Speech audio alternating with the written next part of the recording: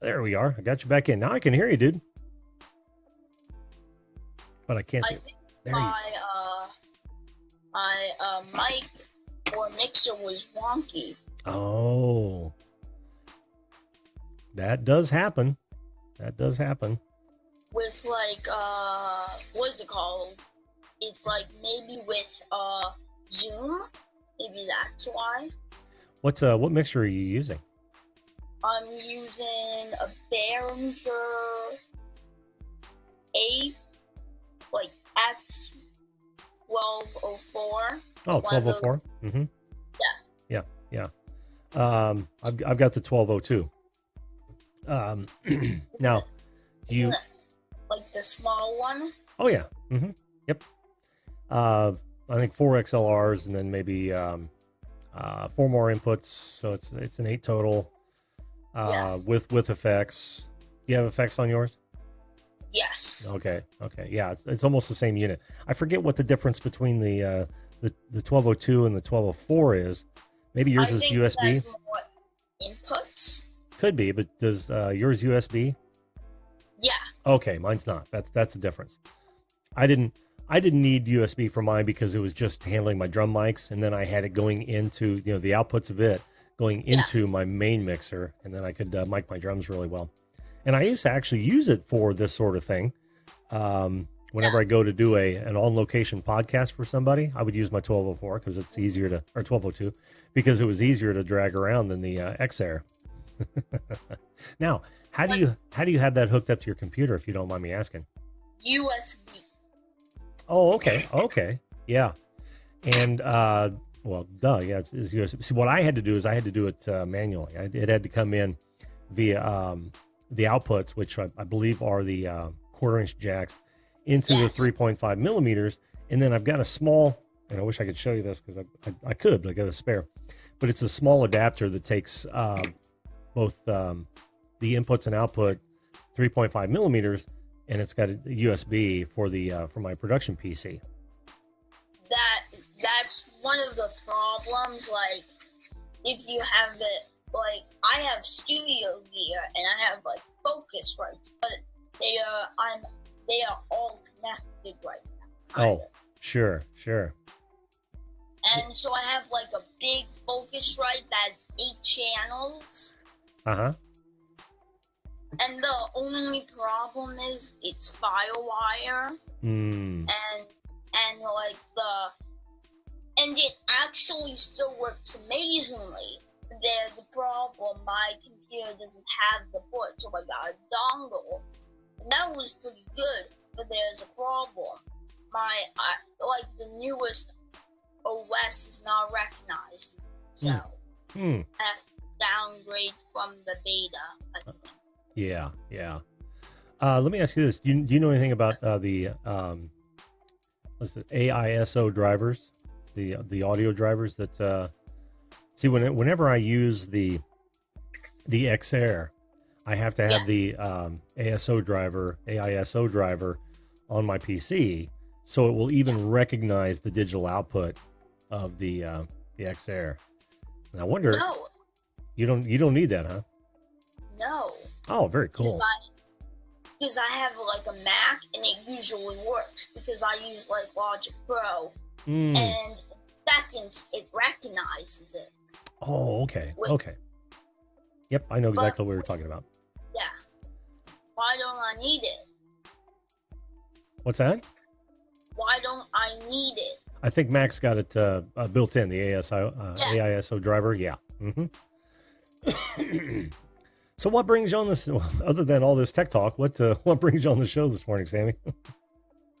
I just wanted to ask you a couple questions. Sure. Were you about different stuff and so I know that you have these recap streams and all that stuff. Mm-hmm. And I know you do these nice streams.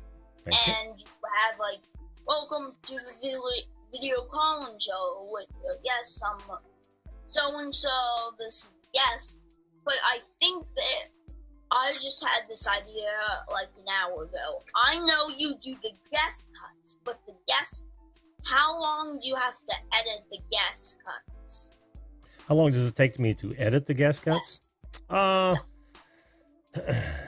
I would say only about 15, 20 minutes a piece. What you have to edit? What do I use to edit? Yeah.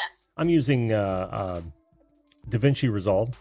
I think at 15, I might have upgraded to 16.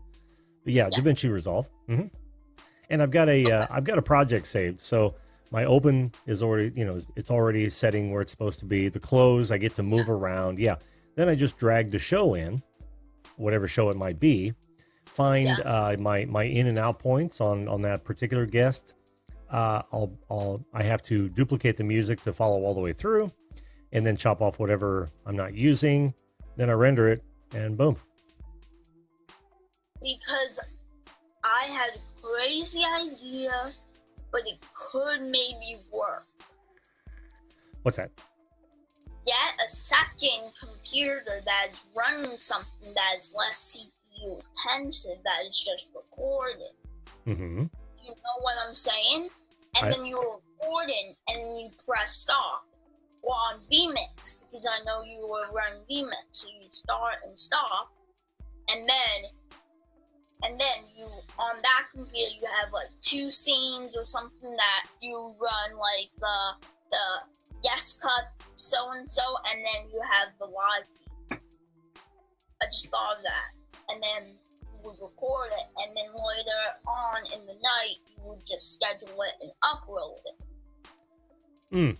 That's actually a pretty good idea. Although I'd be afraid that I wouldn't be able to start and stop it exactly where I want to, so I'd still have to go in there. You know what I mean? Because sometimes I'll be saying some things right before the guest comes on. Maybe there's some problems with the microphone. Here's a great example. When you had problems with your microphone, or I'm just not hearing the guest right up front. Yeah.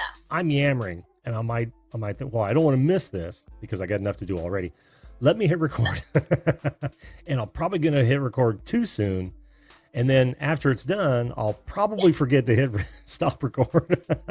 It's a great idea, Sammy, but I'm afraid that it would just give me one more thing to do while I've got, all these 10 to do right now.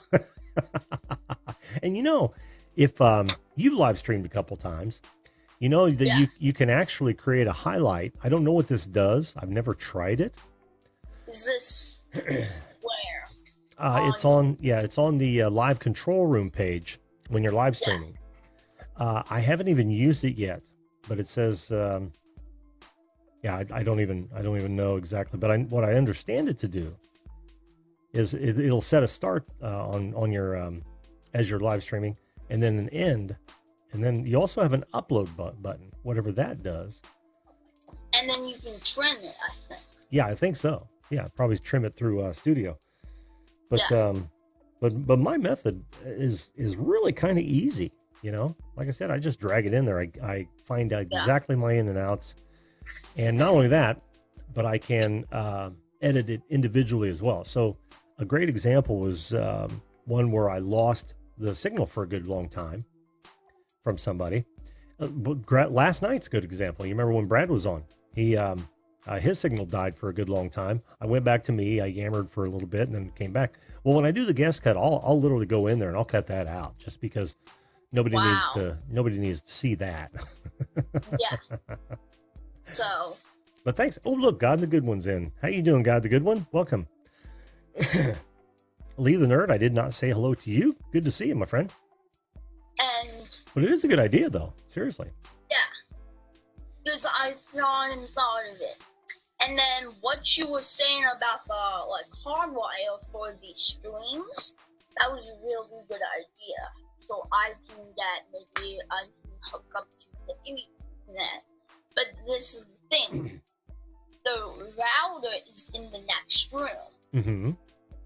So isn't that closer? Because I know King Jellybean is farther away.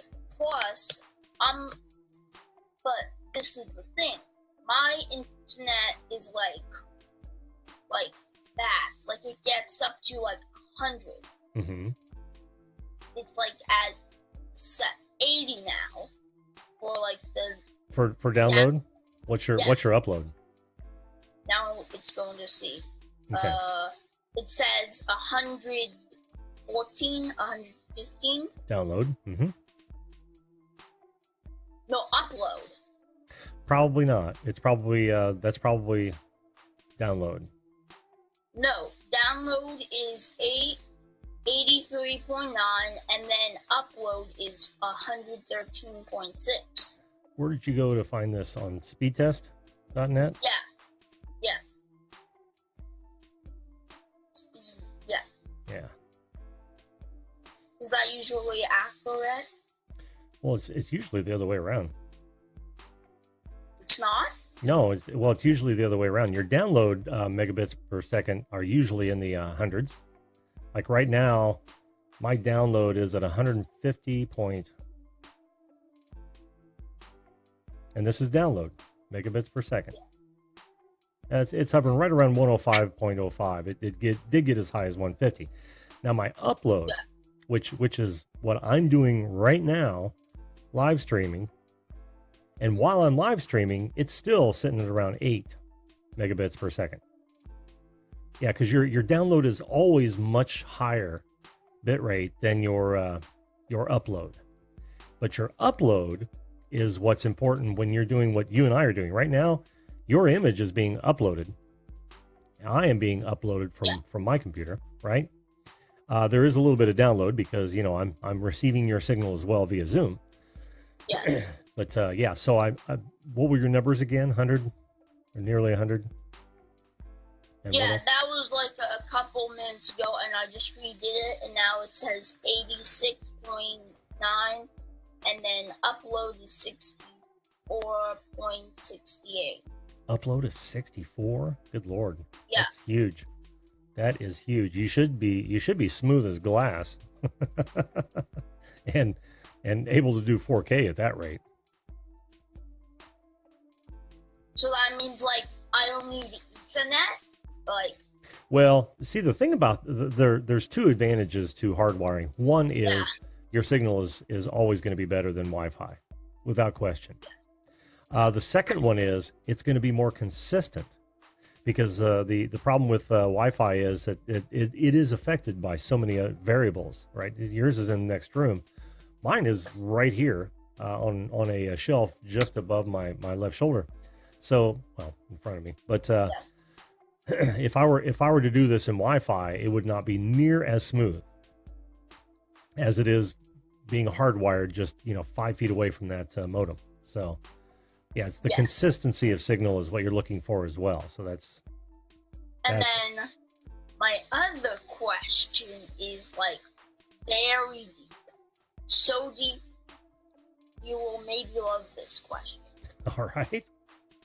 So I have been switching video for the Change Project. Were you in the chat last night or something like that? Was it last night or the night before? I think it was last night before my show. Yes, it was before my show. Mm-hmm. Mm-hmm. So I was switching and all that stuff, and this is very interesting. So I was thinking, why do you use vMix? As opposed to like OBS? Yes. For this video call-in show. Well, two reasons. One, I am very familiar with vMix. Yes. Love vMix. And honestly, it gives me more options than an OBS would. So, yeah, there you go. There's your deep answer. There's just familiarity is something that we all look for, especially when we're talking about programs. It's like using Paint versus Photoshop. If you're very good in Photoshop, you're not going to use Paint, right? Very comfortable, I should say, in Photoshop. Same thing applies here. I'm not saying the vMix is that far ahead of OBS, but vMix does have a lot more options that appeal to me, and I'm comfortable with, and I know OBS quite well because I've actually trained people on OBS. But I think the flexibility that vmix Yes. gives me, and it feels a bit more like a switcher, like a broadcast switcher to me than Yes. the other one Like- does. Yeah. So there you go. But you know, there's like a feature in OBS that says switcher view on. Oh, sure. I know. But the look and And- feel but- for me. Yeah. I mean, And this is the thing. I want the next level for like the change project. Mm-hmm. Because I was thinking to title them, but doesn't it hard to do that in OBS? Isn't vMix like better? Well, yeah, it Or, is. like- It's got a very robust titling system. I can do just about anything I want to with it. The titles that you see now, which I need to straighten up. Yours is a little higher than mine. Is all done natively. I mean, it's literally just another input, Yes. and then I just type in and I position it where I want to and make the size, and I can use any font that I want to on the fly. Yes. This is the thing. I tested it, but I had the Mac, so I was like using it in like boot camp or something like that. Yeah. So the best alternative is to like try and get maybe OBS working like very smoothly and trying to get like a better lower third system maybe. Yeah, there are a lot of options with OBS on lower thirds, as I understand it. Like I said, I haven't had to jack with that much, but I know for a fact that people do them all the time. It's and plus, since it's open source, people are creating those sort of plugins and whatnot for it. Yeah, I would go out and look for those, but it just takes a little bit more work. But you should be able to get about the same results that I get with this.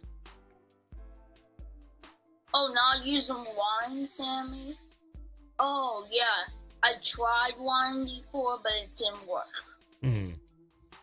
Do you know what wine is? I do not know. Well, I know what wine is, but So not in this wine is context. like a free program for Mac that you can use like Windows programs, and I tried that. Oh, Windows emulator, yeah. Yeah. Yep. But I think Boot Camp was better because it was actually working, but it was like killing half of the CPU. Oh yeah. And that's another thing. That's another thing about live streaming. The other bottleneck is your video card. You've got to have a beefy video card if you are the source of the live stream, right? And you even hope that your guests have a beefy video card as well, because their PC is processing that video as well. And it's something that a lot of people don't think. I read Patty's. Yeah, me too. But it's something that a lot of people overlook and they don't think about. But that's, normally when you see stutter steps and grainy video and that sort of thing, it's not always the camera. Sometimes it's the video card trying so hard to keep up. Yeah. And this is the thing. I have the best computer actually out of everyone at the Change Project or Easton's group. Actually, because Easton's on a phone. King Jellybean is on a Chromebook. Mm-hmm. So I'm the only one that is kind of can actually switch the show that looks decent and that doesn't have like a bad this was made by. I hate that. It doesn't look good. You talking about watermarks? Yes. Yeah. And the thing with StreamYard is watermark, and it doesn't set yourself, because I feel like StreamYard has very professional things, Mm-hmm. but then the watermark, that's the thing. Well, I was on a live panel, and that reminds me, I've got to link that thing. Just the other night, and it was with Not a Great Gamer. You watched that show last night, didn't you? And he uses StreamYard, and I don't believe I saw a watermark. I wonder if there's a way in the free version that you can get rid of that. No, you have to pay. Huh. I thought for sure he said he was using the free one, but interesting. Yeah. I haven't used it myself yet. I do plan on playing with it so I can advise people on it, but I have not used it. Hey, Brad from Drone Kings and Darwin. I didn't see you. I actually saw you earlier. Welcome to the show, my friend. Awesome Epic Adventures. Welcome. Hello. Well, Sammy, did I answer your questions? Yes. Awesome. What else can I do for you, my friend? And this is another question. All right. Do you have a separate monitor just for like the guest? Yes. It's not just for the guest. You'll have to go back and you'll have to look at my equipment tour. Yes. Make sure you go to the segment. I saw that. Yeah. I saw that a long time ago. Yeah, I have in front of me 4 monitors. Yeah. The first one right in front of me, of course, is my laptop, and I'm only looking at the live control room page. And sometimes if I ever do surfing, then I've got a capture on vMix that I can go to if I need it. In fact, here I'll show you. I'm only looking at this on that monitor, which is just the live control room page of YouTube. Now, on my left, I've got one in portrait mode. The Zoom feed is up top. Beneath that is the participants window, and then I've got the chat running. Oh, this is all on this monitor right over here. On this monitor, which is also in portrait, right next to my laptop. Yeah. It's tall. I think these are only 26-inch monitors. I've got all the vMix interface over there. Yes. Now in front of me, I've got another small monitor. It's about 7-inch monitor sitting on a teleprompter. Yeah. The camera is right behind the teleprompter. So what I have there is program out of vMix. So I'm watching, I can see me and I can see you. Yes, that's great. Yeah, that way I get to look right at you as I'm talking, which is essentially the audience, right? Yes. So that's how mine is basically set up. And then of course I got a monitor down here that is my mixer because it's a digital mixer. Yeah. And so I fiddled around with vMix, but I didn't like use it to the full potential. And I know some streamers that I watch that uses vMix, and they pull up comments. Why don't you pull up comments? Like, you know what I'm saying? Oh yeah, I can do that. vMix has that option. In fact, I've done it in several shows. I just don't do it on a regular basis because it's just another thing for me to do. Trust me. There's so many things that I need to do. I would rather pay attention to you, Sammy, than start running through the chat, picking which ones I want to put up on the screen. So I've decided that I only do that every once in a while. And I actually found like a hack to do that with OBS. Oh, you did? Yeah. Very so cool. like you go to OBS and you screen capture like that window, and then like crop in, and then full scale, then do a green screen. Oh yeah, yeah, and I can do that as well. I could actually have the chat on the screen as well. I don't see a use for that because you guys are all looking at the chat. Even those folks who are watching this after it's been processed, they can see the chat. To duplicate it in the screen doesn't do anything for me. But that's when like that was better when YouTube didn't show the full chat. Yeah, perhaps. And I feel like vMix comments are great for like interacting, and then you can show like that, and it's like. Let me see if I can find my lower third here that I was using for that. Oh, here was one of them. Now there won't be anything on this, I don't think. Maybe there's an old message, but that's the same thing where I can pick a comment and it'll show their icon, their name, and then whatever the comment was.